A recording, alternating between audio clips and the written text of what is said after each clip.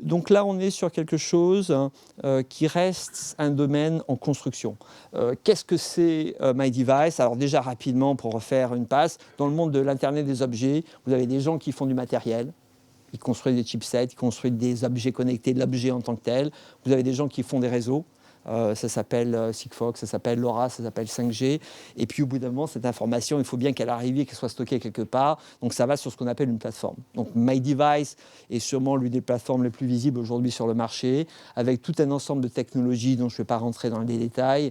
Mais ce qui nous différencie aujourd'hui, c'est la librairie la plus importante au monde en termes d'objets connectés utilisés. On a plus de 400 objets qui sont aujourd'hui reconnus sur nos plateformes. Personne d'autre ne fait ça aujourd'hui dans le monde. On a plus de 600 000 développeurs qui utilisent nos technologies. On a de nouveau la base de développeurs la plus importante au monde dans l'Internet des objets. On a développé des solutions verticalisées pour adresser en direct des secteurs spécifiques. Et comme vous le savez, on a aujourd'hui déployé un certain nombre de partenaires avec des gens, je dirais, plutôt de qualité comme Sprint, Microsoft, ARM, Alibaba, Semtech ou Ingram. On parle de sociétés américaines ou chinoises qui pèsent plusieurs dizaines de milliards de dollars et finalement qui toutes viennent voir une petite société française parce qu'on est des gens sûrement sympathiques, mais aussi parce qu'on a une technologie qui aujourd'hui n'a pas d'équivalent dans le monde sur ce type de plateforme. Ce que je voulais rapidement, c'est essayer de vous expliquer un peu plus ce qu'est le marché de l'IoT. Aujourd'hui, en tant qu'utilisateur final, ça peut être vous, ça peut être un restaurant, ça peut être un hôtel, ça peut être une collectivité. De plus en plus de gens maintenant se posent la question de ces nouvelles solutions autour de l'Internet des objets. Qu'est-ce qu'ils font? Le plus souvent, ils ont un revendeur, ils ont quelqu'un à proximité qu'ils connaissent. Donc dans l'hôtellerie, vous avez des structures de gens qui vont faire les hôtels à Paris ou dans le 16e arrondissement. Vous avez les gens qui font les hôpitaux, qui sont dédiés, spécialisés dans les hôpitaux, dans l'Indiana, etc. Donc ces gens-là sont fournis par des revendeurs qui eux-mêmes vont se servir chez des grossistes de type Ingram. Et ces gens-là travaillent avec ce qu'on appelle des solution makers, donc des gens qui construisent la solution. Et la construction de la solution, vous avez généralement 5 composants. Les gens qui construisent, les développeurs qui font la solution, du plus petit développeur à la plus grande société de services que vous pouvez imaginer. Tous ces gens-là sont aujourd'hui en train de se repositionner dans l'IoT. La plateforme, ce que l'on fait nous aujourd'hui, les acteurs du cloud. Vous avez les 4 grands acteurs aujourd'hui qui cannibalisent ce réseau, les opérateurs qui déploient les réseaux IoT et les gens qui font le hardware. Alors, c'est un marché qui reste toujours en devenir, mais vous commencez à avoir des gens qui se structurent. Vous avez de plus en plus de revendeurs, de plus en plus de grossistes qui aujourd'hui s'impliquent dans ce monde de l'Internet des objets. En termes de plateforme, vous avez bien sûr MyDevice, vous avez quelques acteurs qui sont tous aujourd'hui un peu propriétaires. Cumulocity appartient à Software AG en Allemagne, puis ThingsWorks appartient à PTC. Et la spécificité, je dirais, sans trop rentrer dans les détails de MyDevice, c'est qu'on est aujourd'hui sur la seule plateforme, entre guillemets, ouverte, qui ne soit pas propriétaire chez un constructeur particulier qui a vocation à vous loquer dans un environnement. On a aujourd'hui la seule solution qui permet à n'importe qui de pouvoir déployer une solution IoT sans être loqué par un propriétaire. Vous avez après les grands acteurs du cloud qui tous aujourd'hui se concentrent dans le monde de l'IoT sur le cloud et sur récupérer l'information qui vient de ces capteurs. Donc vous allez retrouver les Microsoft, les Amazon, Google et autres Alibaba, certains avec qui on a fait des accords structurés, d'autres, et on travaille bien sûr avec tout le monde. Vous avez après les opérateurs télécoms qui maintenant de plus en plus déploient ces solutions IoT. Et après, vous avez énormément de gens qui s'investissent dans la partie hardware.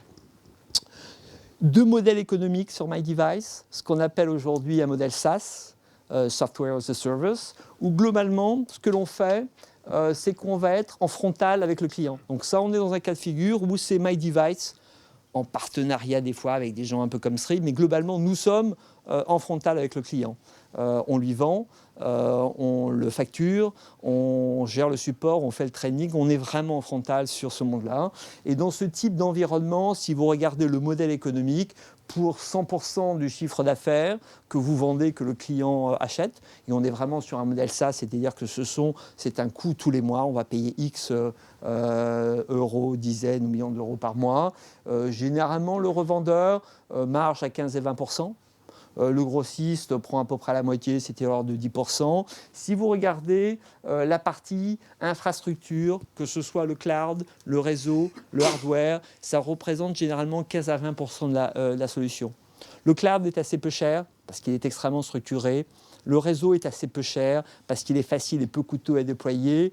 Le hardware est assez peu cher également. Pourquoi ? Parce que c'est un peu le principe de l'IoT, c'est que ces nouveaux senseurs ne coûtent pas beaucoup d'argent. En plus, comme c'est une solution SaaS, j'ai fait des calculs sur un amortissement à 3 ans, donc sur un capteur qui va coûter 5 $ ou une gateway qui va coûter 20 $, bon, en 3 ans, ça ne prend pas beaucoup de la solution. Et donc, ça ne va pas prendre plus de 15 à 20%, ce qui fait qu'il reste la partie la plus importante pour la partie plateforme, qui de nouveau vend en direct dans ce modèle SaaS, qui représente 50 à 60%. Donc le marché reste petit aujourd'hui. Le jour où il se développera, il y aura beaucoup d'argent et beaucoup de profitabilité à prendre dans ce domaine.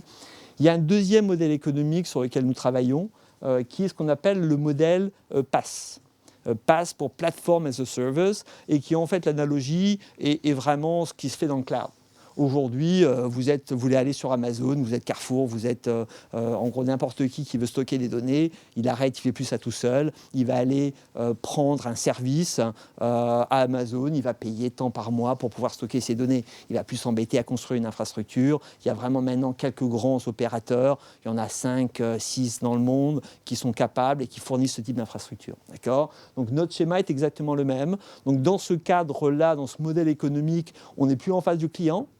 On est essentiellement un service que va prendre le plus souvent un développeur, de nouveau du développeur lambda à la plus grosse société de services qu'on peut imaginer, qui elle va déployer de façon massive ou pas d'ailleurs sur tel ou tel environnement, et la facturation sera essentiellement dans ce cadre-là un coût par device. Et donc ça, c'est vraiment notre price list aujourd'hui officielle. Vous avez 30 capteurs à développer parce que vous êtes un restaurant ou une chaîne qui n'a pas beaucoup besoin de capteurs pour gérer sa chaîne du froid, ou vous êtes une structure hôtelière qui a des centaines d'hôtels à travers le monde et qui a besoin de capteurs pour le chaud, pour le froid, pour la présence, pour les parkings, pour tout ce que vous pouvez imaginer. Et on peut très facilement arriver à des montants extrêmement importants en termes de déploiement de capteurs. Et donc, voilà. Et ce modèle économique, nous, on est vraiment dans un contexte de développement technologique, on fournit l'infrastructure, on n'a pas à s'occuper du client, on est vraiment en back-end par rapport à cette solution. Donc voilà, aujourd'hui MyDevice, à l'instant T, c'est 80 clients payants. Donc 80 clients que l'on a démarchés, qui ont fait des tests, qui ont choisi notre solution et qui commencent à déployer un certain nombre de capteurs. Ce n'est pas énormément de capteurs parce qu'on est dans une phase, là encore, de montée en charge. C'est plus de 500 revendeurs qui se sont enregistrés pour distribuer la solution MyDevice. C'est plus d'une vingtaine de plateformes intégrées parce que le plus souvent, les gens veulent pouvoir stocker ces informations sur SAP, sur Salesforce, sur Zendesk pour pouvoir traiter l'information. Donc on a construit toute une série d'interfaces et comme je vous le disais tout à l'heure, c'est la plus grande librairie au monde de capteurs IoT sur une même plateforme et c'est la plus grande communauté de développeurs sur nos outils.